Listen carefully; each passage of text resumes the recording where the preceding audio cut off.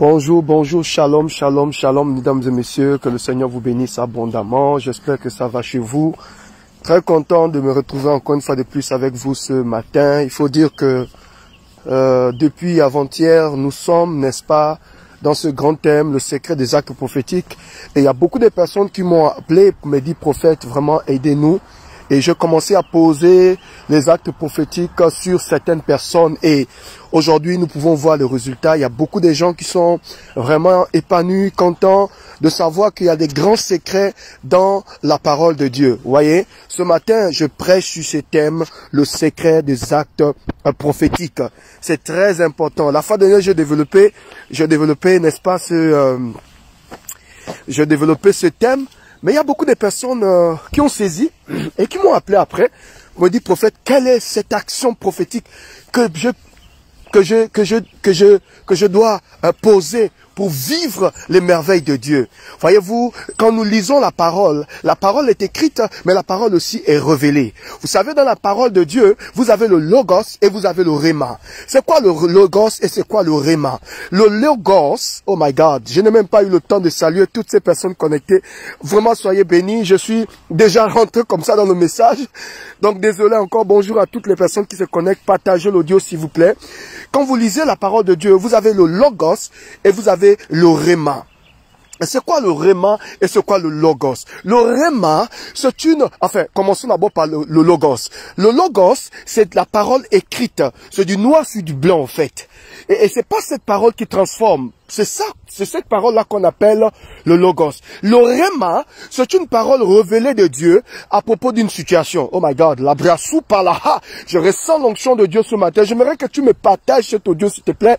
Invite quelqu'un, un ami, pour recevoir ce message. Et donc, le miracle ne vient pas seulement du logos. Le logos, vous avez, quand vous lisez la parole comme un roman, n'est-ce pas, la parole ne va rien produire. Mais quand vous lisez la parole par révélation, à partir de ce moment, la parole commence à produire quelque chose. Donc, le réma, c'est une parole que Dieu te révèle à propos de la situation. Le logos, c'est la parole écrite. Et je crois que le miracle ne se cache pas seulement, ne se cache pas dans le logos. Je crois que le miracle se cache dans le réma. C'est-à-dire une parole révélée de Dieu à propos de ta situation. Vous savez, quand vous traversez les moments difficiles, vous n'avez pas besoin de la parole. Vous avez besoin de une parole. Autrement dit, Dieu n'utilise pas tous les versets bibliques pour te sortir du problème.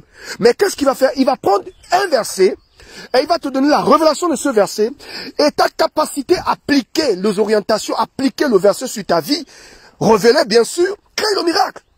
C'est ça qui explique que la Bible dit, la foi vient de ce que l'on entend. Et longtemps je méditais sur ce texte, la foi vient de ce que l'on entend. Je me dis, mais Seigneur, j'ai la foi. Pourquoi ça ne change pas? Dieu me dit, mais la foi vient. C'est comme si la foi était quelque part. Et Dieu dit, la foi vient. Et il dit, elle vient en fonction de ce que tu entends. La foi vient de ce que l'on entend. Et ce que l'on entend vient, vous voyez, non, de la parole de Christ. Or, quand on parle de Christ, on parle de l'onction. Parce que Christ veut dire oint. Donc, c'est la parole ointe. La parole qui a l'onction. Je dirais, la parole révélée qui crée la foi. Oh my God, la brassou par là. Est-ce que vous êtes avec moi ce matin? La Bible dit la foi vient de ce que l'on entend. Et ce que l'on entend vient de la parole de Christ, pas de Jésus. Parce que Jésus c'est sauveur, Christ c'est le oint. Quand on parle de Christ, on parle du oint, on parle de l'esprit. Donc, la foi plutôt la parole qui te plonge dans la foi, c'est cette parole, n'est-ce pas, qui vient de la révélation. Et ce qui vient de quoi? Du réma. Donc la parole qui crée la foi, c'est pas toutes les paroles que tu entends, non. La parole qui te crée la foi et qui te donne la force d'avancer, de croire que c'est possible, de croire que cette montagne peut être renversée, c'est la parole révélée de Christ. Et je crois que le miracle commence à partir de ce niveau. Le miracle de ta vie ne va jamais se manifester si tu n'as pas un réma, si tu n'as pas une parole révélée à propos de ta situation. C'est pas tous les versets bibliques. Il y a un verset, il y a une parole sur laquelle tu peux te tenir et voir le miracle. Oh my God, est-ce qu'il y a quelqu'un qui écoute mon message ce matin? La brassou par là. Peut-être que je sois trop à l'avance. Est-ce qu'il y a quelqu'un qui écoute un peu la révélation? Vous voyez, donc la foi vient de ce que l'on entend. Et là, je marque une pause pour poser la question à cette personne qui m'écoute. Qu'est-ce que vous avez entendu dans le secret? Parce que tout le monde peut vous traiter de perdant. Tout le monde peut vous traiter des stériles. Tout le monde peut vous traiter de pauvres filles, pauvres femmes, pauvres types. Mais qu'est-ce que vous avez entendu dans le secret? Qu'est-ce que Dieu vous a révélé? Qu'est-ce que Dieu vous a révélé dans le secret? Je crois que c'est cette parole-là. C'est votre capacité à vous, à la saisir. Votre capacité à croire à cette parole qui vous amènera dans le succès, dans la réussite. Croyez à cette parole que le Seigneur a relâchée dans le secret. Il y a beaucoup de gens aujourd'hui, vous croyez aux gens, vous croyez aux hommes, vous ne croyez pas à la parole que Dieu a libérée sur vous. Vous voyez, c'est cette parole-là. Je ne parle pas de toutes les paroles, je parle d'une parole révélée de Dieu à propos de ta situation. Vous étiez dans la prière, vous étiez peut-être dans un partage comme ce matin. Vous avez entendu quelque chose autrement. Vous savez, la parole révélée, c'est une parole qui t'éclaire en fait. Ainsi, la Bible dit, la révélation de ta parole est claire. Vous voyez, elle donne de l'intelligence. Vous voyez, quand la parole t'éclaire, la parole te donne automatiquement l'intelligence. Donc, c'est la révélation de la parole qui donne l'intelligence. Tant que tu écoutes une parole et donc tu n'as pas la révélation de cette parole, jamais tu ne seras intelligent. L'intelligence commence quand Dieu t'éclaire. Oh my God. Et quand Dieu t'éclaire, Dieu ne peut pas t'éclairer si tu n'as pas la révélation. Donc, la révélation de la parole t'éclaire. Et c'est cette révélation qui te donne de l'intelligence. Vous comprenez de quoi je parle? C'est la révélation de la parole qui est claire et cette révélation de la parole te donne quoi? L'intelligence. Est-ce qu'on peut aller plus loin? Oh, la Bible dit la foi vient de ce que l'on entend. Et ce que l'on entend vient de la parole révélée de Christ. Donc c'est la parole révélée de Christ, la parole de Christ, Christ qui est l'onction. Et quand on parle d'onction, on rentre dans le domaine de l'esprit. Donc, c'est la parole inspirée de Dieu, pas la parole que tu viens de lire ce matin, non, mais la parole inspirée, c'est-à-dire tu lis un texte biblique et Dieu te donne même le contenu du texte. Il te donne même l'esprit du texte. Il te montre même comment fonctionner en fonction de ce que tu as lu, en fonction de ce que tu as entendu. Et c'est cette parole qui va produire quoi? Le miracle. Alors revenons maintenant à notre enseignement sur le secret des actes prophétiques.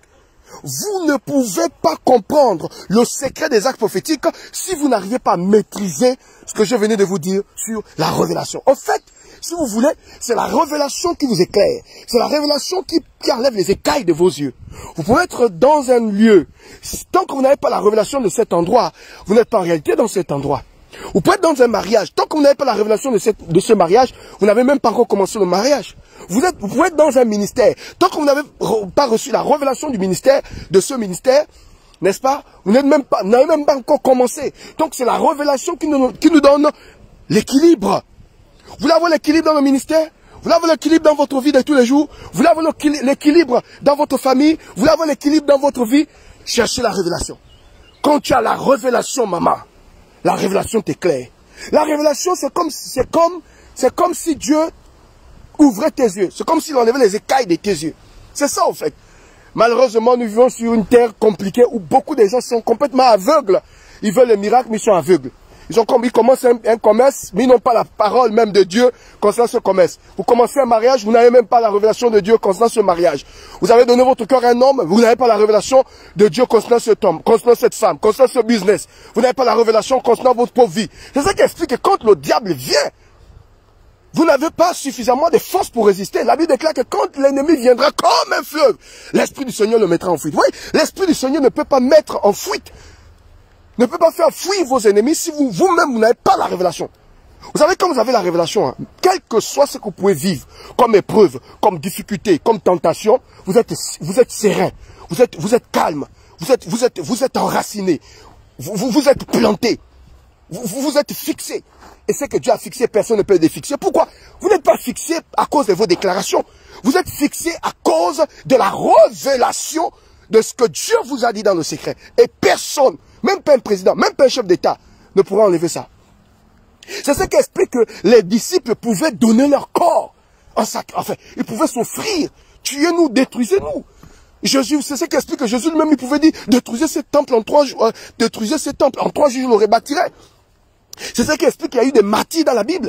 Comment un homme peut donner son corps? Comment un homme peut accepter la mort? Parce qu'il a rencontré Jésus dans sa vie. C'est parce qu'en fait, toutes ces personnes étaient complètement plantées dans la parole. Ils avaient la révélation.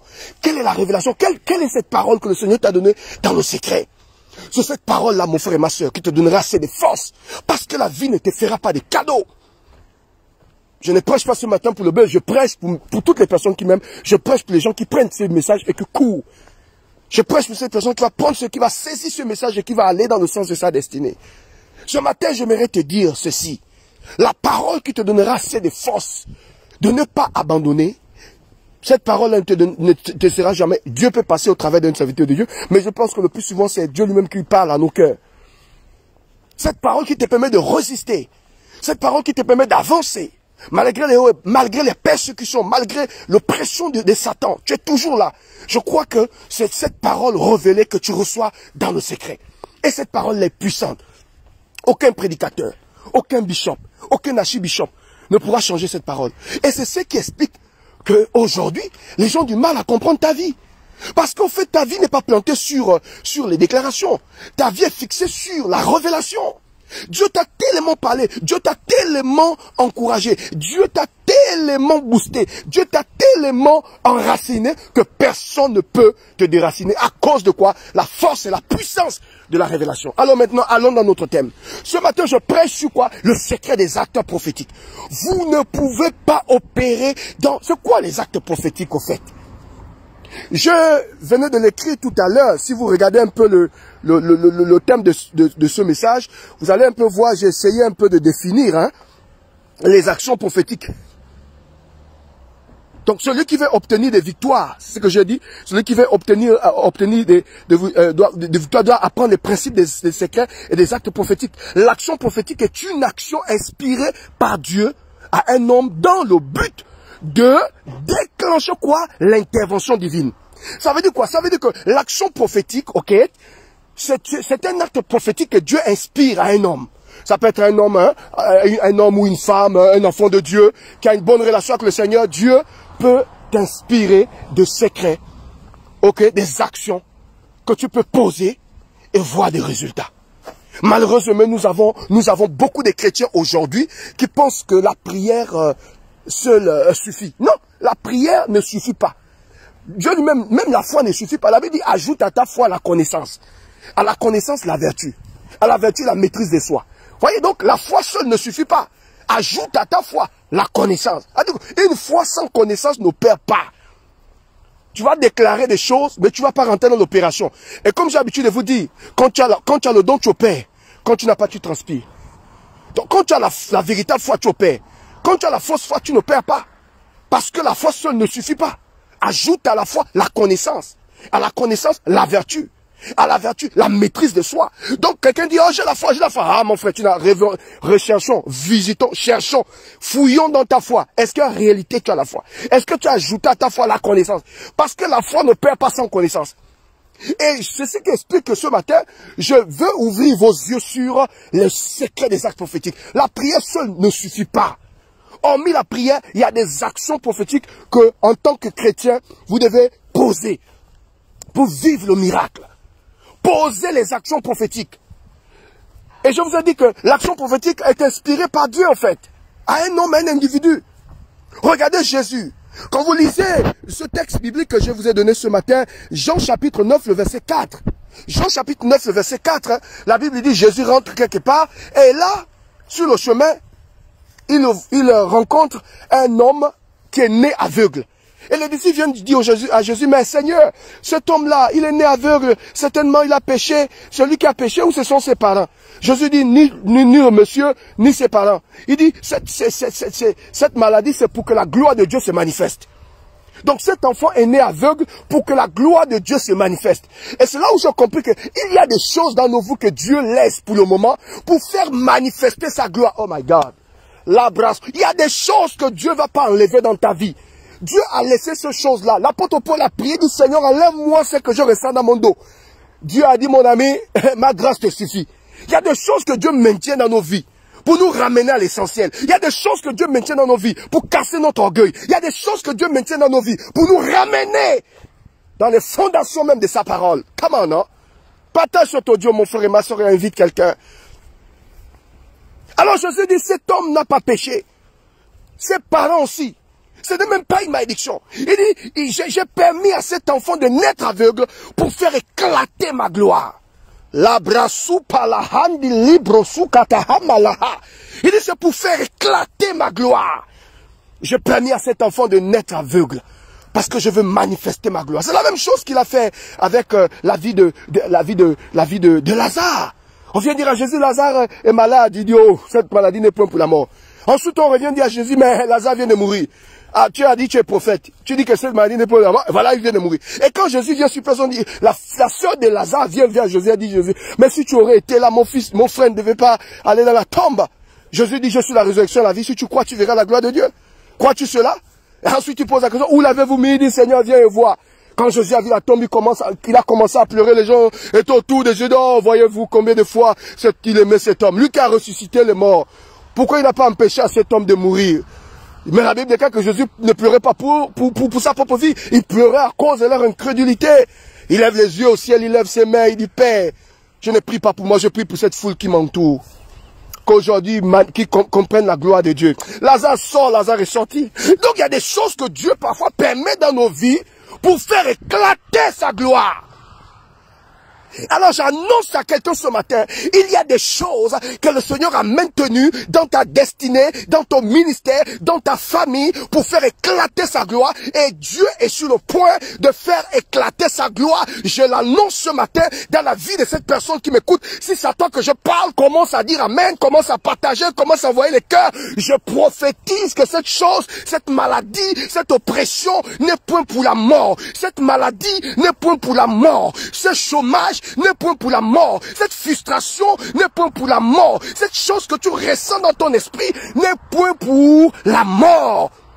C'est pour faire éclater la gloire de Dieu. Est-ce que le volume est bon?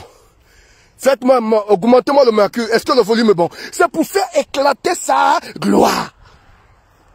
Dieu va permettre certaines choses dans ta vie pour faire éclater sa gloire. Je viens annoncer à quelqu'un ce matin. Je viens annoncer à une femme ce matin. Dieu est sur le point de faire éclater sa gloire. Tu ne me connais pas, je ne te connais pas. Tu ne t'attendais pas à ce message. Mais regarde, l'Éternel a vu ta situation. Il a vu ton problème. Il a vu ta préoccupation. Et il a envoyé son serviteur ce matin pour annoncer à ta vie que cette chose que tu regardes chaque jour, cette chose qui t'oppresse, cette chose qui t'enlève la joie de vivre, cette chose qui t'enlève le sourire sur le visage, cette chose qui déprime ton cœur est sur le point de changer. Dieu a maintenu cette chose pour faire éclater sa gloire.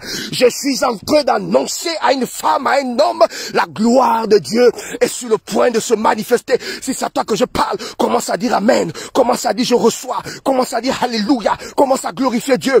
Ah, David a dit, mon âme, ne t'abat pas au-dedans de toi. Espère en l'Éternel. Il dit, l'Éternel est mon berger, je ne manquerai de rien.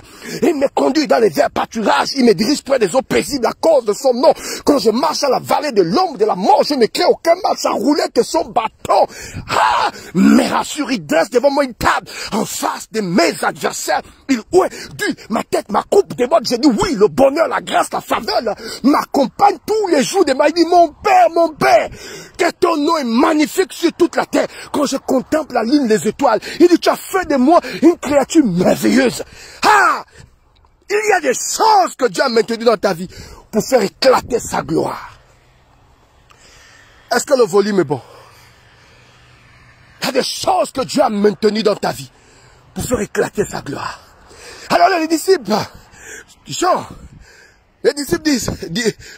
disciples pointent du doigt à cet enfant qui est né aveugle. Il dit, Seigneur, c'est cet enfant qui a péché ou ce sont ses parents? Jésus dit, ni l'un ni l'autre. C'est pour faire éclater ma gloire. Ensuite, la Bible déclare que Jésus prend l'aveugle. Il prend la terre. Il crache. Il crée une pâte. Il applique aux yeux de l'aveugle. Oh my God. L'abrasou palahandi, l'abrosou kata. Ha ha ha ha. J'avais compris que cet enfant n'avait pas besoin de la guérison de ses yeux. Il avait besoin de la fabrication d'autres yeux. Et vous savez que l'homme a été créé sur la base de la terre. Dieu, il a fallu que Dieu utilise la terre pour créer l'homme. La Bible dit qu'il a créé l'homme et la femme et il a soufflé dans les narines de l'homme et l'homme est devenu Et vous comprenez de quoi je parle? L'homme est devenu une âme vivante. Donc, l'homme, Dieu a utilisé la terre. Donc, cet enfant n'avait pas besoin de la guérison des yeux. Il avait besoin que Jésus fabrique les yeux. Alors, Jésus, quand il est le maître de tout, il a fabriqué les yeux à ce monsieur. Et il a appliqué ça à l'aveugle, my God. Oh, il a pris la terre, il a pris la salive. Qu'est-ce qui s'est caché dans la terre et qu'est-ce qui s'est caché dans la salive? Frère, il y a des secrets que tu dois commencer à poser dans ta vie et voir la vie changer.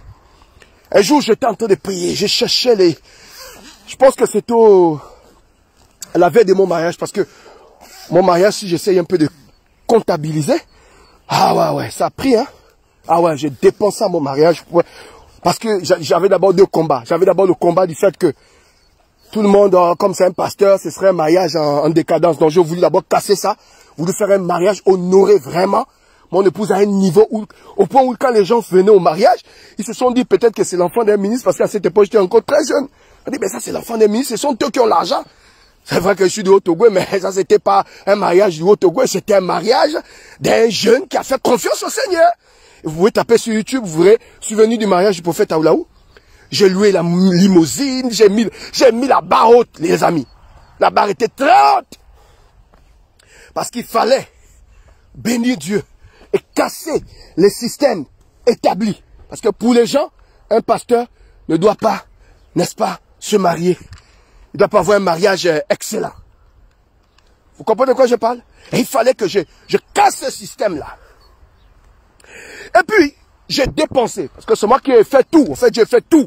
Je payais la robe de la mariée, j'ai payé toutes les robes de la mariée, moi-même, mes choses, service traiteur. Je n'ai même pas voulu que les mamans viennent avec les mamites, et puis on prépare, et puis on dit non, il y a le plat de Nkoumou, comme je suis de Haut-Togo, je préfère prendre l'exemple chez moi, de peur qu'on dise que j'attaque quelqu'un.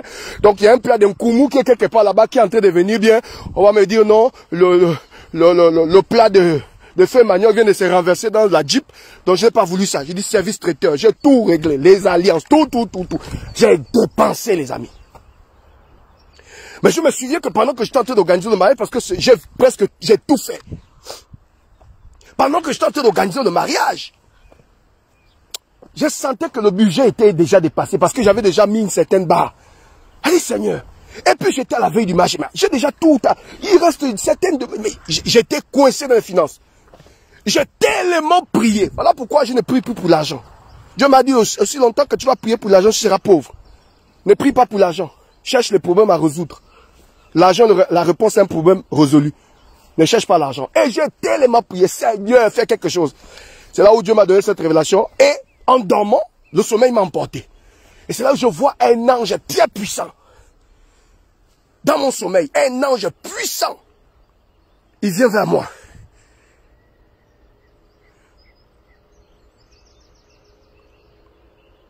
Je vais d'abord bloquer déjà ces marabouts-là. Il vient vers moi. Il avait dans sa main une bouteille. Je crois que c'était une bouteille d'huile. Et l'ange a frappé la bouteille sur un mur. Ça s'est explosé. Ensuite, l'ange a disparu. Quand je me suis réveillé le matin, l'Esprit de Dieu m'a ramené dans le songe. Il dit, c'est que tu as vu dans ton rêve. Aïe, aïe, aïe, aïe, aïe. C'était une orientation prophétique. L'abraçou par là.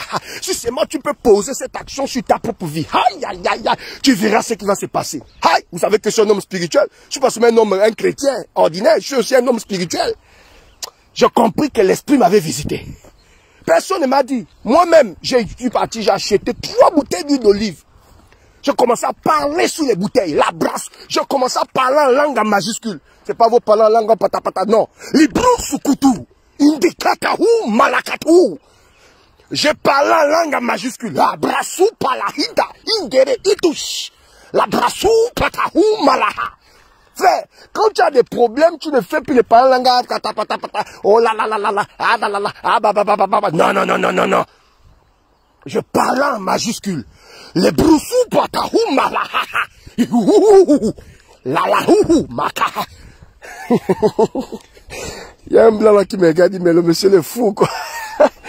Non, je prêche la parole. Après, j'ai parlé, j'ai déclaré des paroles sur la bouteille. Je consacre la bouteille.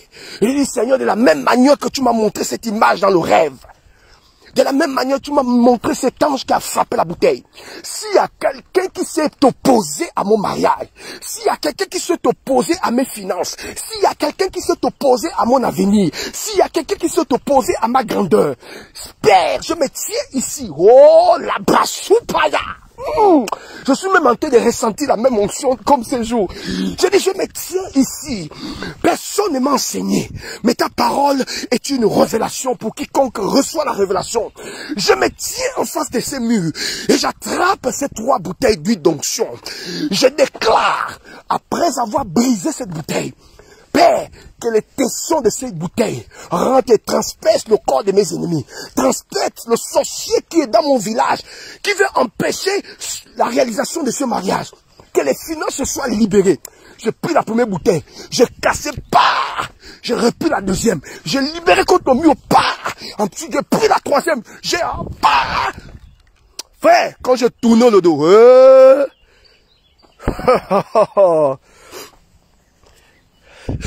dès que j'ai fini de poser l'acte prophétique, j'ai un papa qui aujourd'hui, il est parti en, comment on appelle ça?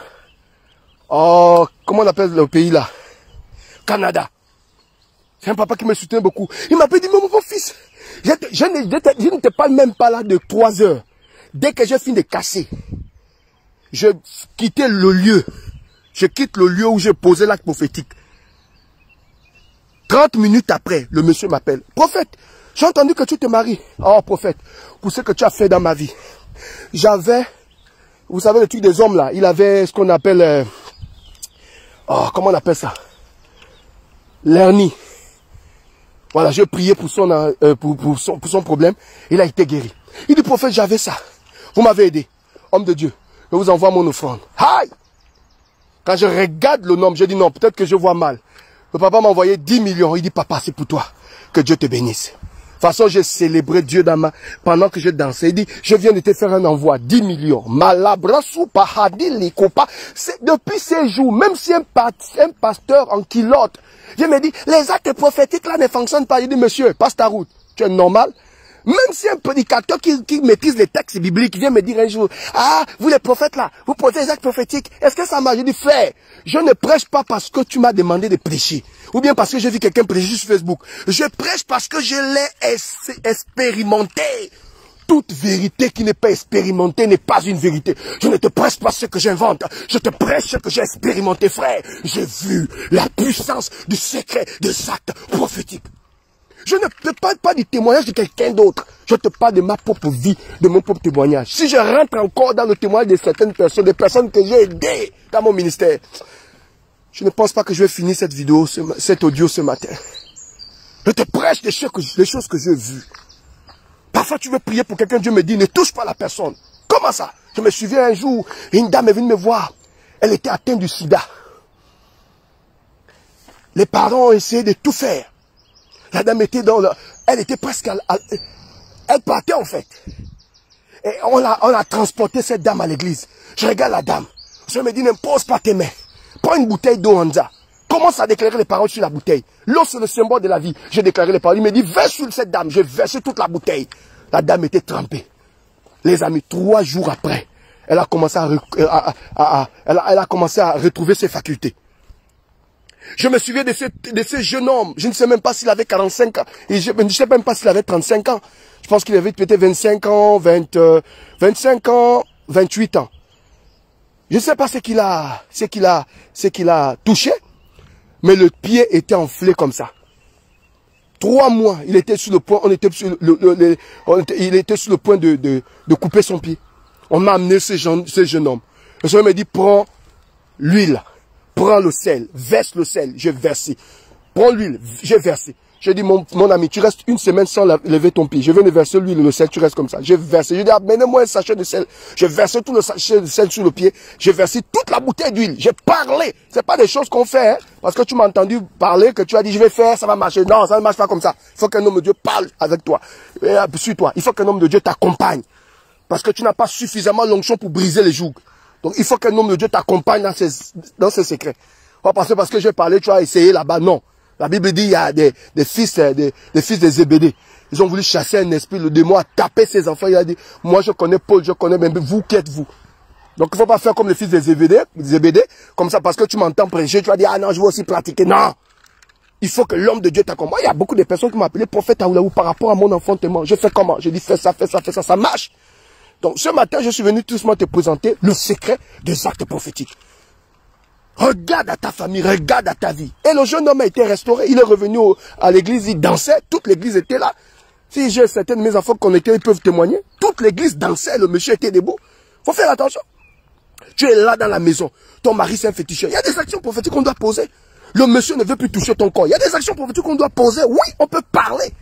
Oh, le chrétien pense que vous avez jeté le monde spirituel. Parce que pour vous, c'est seulement la prière. En tout cas, au nom de Jésus, tu es brisé. Tu penses que parce que tu as brisé, que tu as la solution. C'est fort. Il y a des actions prophétiques qu'il faut poser. Moi, il y a un monsieur qui m'a appelé hier. Il dit, prophète, j'ai écouté votre message sur le secret des actes prophétiques. Regardez ma situation. Qu'est-ce que Dieu me dit? Quand j'ai écouté le monsieur, j'ai dit, tu fais ça, tu fais ça, tu fais ça. Il m'a appelé hier. Il dit, papa, ça fonctionne. J'ai dit, alors. Et les chrétiens, quand on parle aux chrétiens, ils sont toujours là comme des rêveurs. Ils pensent que non, la parole de Dieu, non, il faut prendre connaissance. Vous ne maîtrisez pas tout. Vous pouvez avoir un pasteur, chaque pasteur est fort dans son domaine. Tu comprends, non? Et il y a des pasteurs tellement sorciers, il n'a pas la solution à ton problème, il t'empêche d'aller voir la solution. Mais c'est dangereux, ça. Faut pas penser que ton pasteur a le monopole, ton prophète a le monopole de toute la connaissance. Il y a des gens à qui Dieu va te connecter. Et ces personnes-là maintiennent une vérité, maintiennent quelque chose. Et ces personnes peuvent t'aider dans le processus de ta vie chrétienne. C'est important, hein, les amis. Ton pasteur ne connaît pas tout. On ne te demande pas d'aller voir un sorcier, on te demande d'aller voir un homme de Dieu, prophète. Voilà ce qui m'arrive. Moi, j'ai des personnes même qui étaient déjà rentrées en contact avec moi, mais qui m'ont rappelé. Tous ces 3 jours-là, je suis en train d'aider les gens sur les actes prophétiques. Fais ça, fais ça, fais ça, fais ça. Comme cette dame-là qui m'avait appelé, dit, papa, je n'arrive pas à comprendre. Je fais tous les examens. J'ai que les odeurs vaginales. Je ne comprends pas ce qui se passe. Dis, papa, je suis en France, je tout fais. On m'a regardé, on ne voit rien. J'ai dit, maman, ça c'est une malédiction. Et pendant que je parlais avec la dame, Dieu me dit, ça c'est l'odeur de la misarène. Parce que spirituellement, on peut te coller l'odeur de la misarène. C'est-à-dire que tu ne sens pas mauvais. Tu es une belle femme, mais à chaque fois que tu vas avec un homme, il y a des odeurs qui sortent. On a connu à cette dame l'odeur de la misarène. Elle dit, ça c'est l'odeur de la misarène. J'ai dit, voilà l'acte prophétique que tu dois poser. On a prié, on a déclaré les paroles. Je dis, tu poses, tu pries comme ça, tu déclares telle parole. Les choses, je ne peux pas vous dire sur Facebook. Parce qu'il y a des bâtards qui passent sur Facebook, qui récupèrent les choses qu'on fait là. Et qui vont appliquer ça bêtement, sans orientation prophétique. On a prié et Dieu l'a libéré. Il y a des gens, tu regardes, il y a un monsieur qui m'a appelé, prophète, je gagne de l'argent. Mais je ne sais pas ce que je vais faire avec cet argent. Il dit, et ce qui est plus étrange, c'est que quand je n'ai pas d'argent, j'ai des idées. Je me dis, bon, je vais organiser comme ça, si Dieu me donne temps, je vais faire ceci, je vais faire ça. Dès que Dieu me donne la somme, il dit, prophète, je ne sais pas si on a bouffé mon cerveau. Je regarde le monsieur, je dis, mais on a percé ta main. Quand on a percé ta main sur le plan spirituel, tu peux avoir de l'argent, tu ne feras rien avec cet argent. Ta main est percée. Donc tu dois poser telle action prophétique, telle action. Je dis, va m'acheter telle chose, il va. Prends-moi une bouteille d'huile, prends-moi une bouteille, parle, prends le sel, parle, déclare. Tends tes mains comme ça. Avec le monsieur au téléphone, il n'a pas besoin de me voir. Je dis, tends tes mains. Voilà le prière que tu dois déclarer chaque 5 heures du matin, chaque 6 heures. Parce que c'est en fonction aussi des heures. Tu comprends? Je dis, tu fais ça, tu fais ça. Il y a une autre dame qui m'a appelé de Lyon. Elle dit, papa, je n'arrive pas à comprendre. À chaque fois que je suis avec quelqu'un de bien, dès qu'on commence, dès que le monsieur a un projet, ça dit que dans sa tête, dès qu'il décide de m'acheter soit un terrain, soit un véhicule, soit il veut m'aider à construire, c'est là où la relation s'arrête. J'ai dit, mais ma soeur, on a bloqué ton... En fait, pendant qu'elle parlait, le Seigneur m'a montré sa vie. Elle avait une grosse chaîne au niveau du pied, avec une longue chaîne au niveau du pied. Tu vois, la particularité de ce fétiche, c'est quoi? C'est que on peut t'attacher les pieds. Tu peux aller en Espagne, tu peux aller aux États-Unis, tu peux aller même partout dans le monde. C'est une longue corde, hein. Mais à chaque fois que tu veux traverser la ligne des 100 euros, tu veux traverser la ligne des 10 000 euros, 10 000 euros, 5 000 euros, ça te ramène en arrière. Parce que dans ta vie, tu ne dois pas prospérer. Il y a une somme d'argent que vous ne devez pas atteindre dans votre famille. Donc, à chaque fois que tu veux rentrer maintenant dans ta réalisation, l'esprit du féticheur, l'esprit de la famille se lève contre toi et ça te ramène en arrière. Donc, c'est des choses qu'il faut comprendre. Et il faut poser des actions prophétiques en fonction. Donc, si tu es là ce matin et que tu as entendu ce message et que tu veux vraiment que ta vie change, n'hésite pas de m'envoyer une note vocale. Il n'y a pas à avoir honte à ce niveau. Dis, prophète, je n'arrive pas à comprendre. Aidez-moi. Quel est l'acte prophétique que je dois poser pour voir ma vie changer? tu m'envoies ce numéro. Je vais te laisser mon numéro ici. Hein? Là, c'est mon numéro personnel. Moi, je suis pas comme les prophètes qui... oh non, je vais pas te donner mon numéro parce que je suis un homme important. Moi, j'ai fini avec ce niveau. C'est pas parce que je te donne mon numéro que je ne suis pas important. Voilà. Donc, nous sommes là pour aider les gens. Quand je vais mourir, le numéro ne va pas exister. Nous sommes là pour aider les gens. Voilà mon numéro personnel. Donc, envoie-moi une note vocale, dit prophète, quel que soit le domaine. Ça peut être peut-être que tu rencontres des difficultés dans ton foyer. Ton mari n'arrive pas à être sur place. Il est toujours dans le désordre. Ta femme n'arrive pas, elle ne te suit plus, elle ne t'écoute plus. Comme ce jeune homme qui m'a appelé, dit prophète, je ne comprends pas ma femme. Elle n'écoute plus, elle devient impolie, elle dit prophète, elle a changé complètement. Et puis la particularité avec le travail avec le prophète, c'est que pendant que nous parlons, l'Esprit de Dieu peut me révéler les choses te concernant. Donc, faut pas hésiter. Laisse une note vocale, homme de Dieu, je vais vous écouter, vous expliquer votre problème. Et puis, quelle est l'action prophétique qu'on doit poser? Ensemble, on va poser cette action prophétique. Et comme j'ai l'habitude de dire aux gens, moi, je suis pas quelqu'un, tu vas venir me voir et puis je te dis, donne-moi attends, je ne fais pas les conneries là. Mais je dis par contre aux gens, quand tu viens voir un homme de Dieu, quand il prie pour toi, par reconnaissance, tu dois toujours sceller ton travail. C'est comme ça que ça se passe. Tu vois? Mais le danger, c'est moi si l'homme de Dieu te dit, donne-moi tant. Là, non. Parce que la Bible dit que vous avez reçu gratuitement, donné gratuitement. Mais toi, en tant que chrétienne, quand tu fais un travail avec l'homme de Dieu, il faut toujours manifester ta reconnaissance. Ça équilibre non seulement ton miracle, mais c'est comme un hôtel que tu bâtis pour faire asseoir ton miracle. Donc, j'espère que je vous ai aidé. J'espère que j'ai aidé tout le monde. Que le Seigneur vous bénisse et que la grâce de Dieu soit sur vous. Je pense que vous avez écouté le message sur le secret des actes prophétiques. Je compte sur vous et j'attends vos messages. Et ensuite, on va prier ensemble et je crois que Dieu fera quelque chose. Voilà, je vous aime. Prenez soin de vous. Et nous continuons toujours toute la semaine sur le secret des actes prophétiques. Je vais prêcher. Je pense que ce soir, en soirée, nous aurons des temps prophétiques. Et demain matin, je vais revenir sur ce thème, sur le secret des actes prophétiques. Je pense que vous avez été bénis. Je vous aime. Prenez soin de vous et merci encore. Vous avez été nombreux ce matin sur ces thèmes. Ne l'oubliez pas. Vous pouvez aller sur ma page YouTube et réécouter ce message. Ça fera énormément de bien. C'est votre humble serviteur. J'attends vos messages pour vous aider. Je vous aime de tout mon cœur. Prenez soin de vous. C'est votre humble serviteur, le prophète Steve Ablavou. Peace.